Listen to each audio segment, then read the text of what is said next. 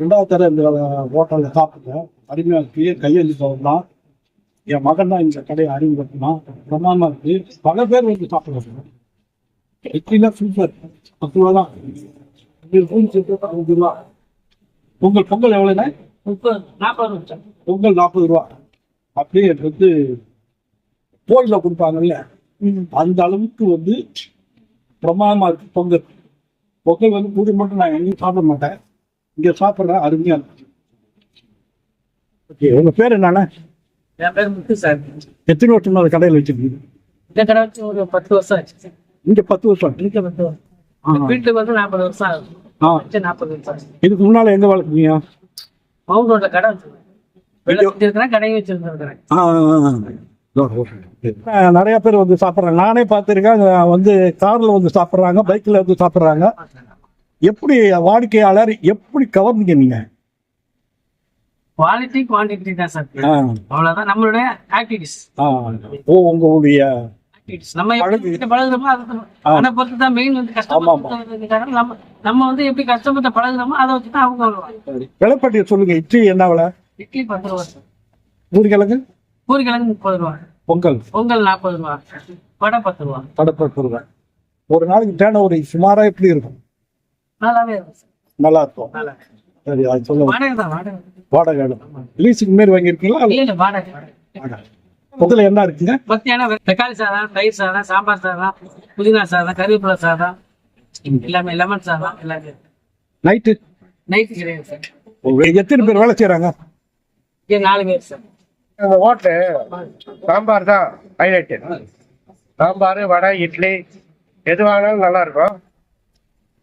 ஃபேமிலியிலேருந்து குழந்தையிலேருந்து வயசான 100 வயசு வரலாம் சாப்பிட்றவங்க விரும்பி சாப்பிடுவாங்க.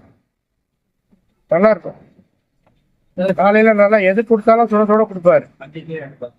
இங்க வர்றதுக்கே சாம்பார் சட்னி தான் வடை. நல்லா நிறைய பேர் வரோம். எல்லாம் பைக்ல இருந்தா வந்து வாங்கி போறோம். ரொம்ப லாங்ல இருந்து கூட வந்து வாங்கி போறோம். இந்த சுத்து வட்டாரத்துல இங்க அசோக் நகர் சரௌண்டிங்ல பாத்தீங்கன்னா இவர் ஒரு ஹோட்டல் தான் நல்ல ஹோட்டல். இந்த இடம் எந்த கிராசி வருது? அசோக் நகர் 67வது தெரு. 67வது தெரு அசோக் நகர். சரணப்பா சொல்ல 8 வருஷமா நீங்க நானா அவர் கடை வெட்டில இருந்து சாப்பிடுறேன். உங்க பேரு? என் பேர் சண்முகம். எங்க வீட்டுல டெய்லி இவரோட வீட்டுல செய்ய மாட்டாங்க சாப்பாடு டிஃபனு. இவரோட இட்லி தான் டெய்லி போதாங்க. நான் அதுக்கப்புறம் வந்து சாப்பிட்டு போயிடுவேன். எங்க வீட்டுல காலையில டிஃபனே கிடையாது. இவரோட டிஃபன் தான் வீட்டுல எல்லாருக்குமே. நம்ம எல்லாருக்குமே இவரோட எங்க 2 பொண்ணு வீட்டுல 4 பேரும் இந்த டிஃபன் தான் சாப்பிடுறோம். இது அசோக் நகர் 67வது தெரு. இந்த 8th மாதிரி பார்த்தீங்கன்னு வச்சுக்கோங்க, அங்கே வந்து பெரிய லைப்ரரி இருக்குது. அது வழிதான் இந்த ரைட் சைடில் போனீங்கன்னா வந்து ஜாபரகன்பேட்டை, அதாவது காசி தேட்டர் போகிறது. லெஃப்டில் போனீங்கன்னாக்கா சேதாப்பேட்டை போகும். அந்த நடுவில் இருக்கிறது இந்த கடை. மறக்காமல் இந்த கடைக்கு விசிட் பண்ணுங்கள். பிரமாதமாக இருக்குது, அருமையாக இருக்குது, சூப்பராக இருக்குது. யாரும் சொல்றதுன்னு தெரியல. சித்தார்த்தன் ஒருத்தர் இருக்கிறாங்க. அப்புறம் இந்த பாண்டவர் பூமியில ஒருத்தர் காமெடி பண்ணி நடிப்பாரு. அவரு நிறைய பேர் இருக்காங்க. அந்த மாதிரி அதாவது நடிகர்கள் நிறைய பேர் இருக்காங்க வந்து சாப்பிட்றாங்க. இங்கே நேரடியாக சினிமா நடிகர்கள், அப்புறம் சின்னத்திரைகள், கேமராமேன் சார்,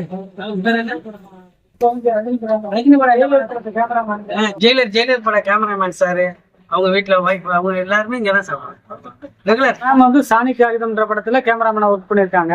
அவங்களும் இங்கதான் வந்து ரெகுலரா சாப்பிடுவாங்க சார். நம்ம எடுத்து வச்சிடணும். என்ன சொல்றாங்கன்னா எடுத்து வச்சிட்டோம்னா அவங்க லேட்டா கூட வந்து அவங்க ஷூட் முடிச்சுட்டு வந்து சாப்பிட்டுட்டு போவாங்க. ரெகுலரா வருவாங்க அவங்க. சென்னை ராகரெட்டி காலனி பக்கத்தில் இந்த ஒரு பார்க் இருக்குது. இந்த பார்க்கு பக்கத்தில் லெஃப்ட் ஹேண்ட் சைடில் போனீங்கன்னா அந்த ஹோட்டல் இருக்கும். First right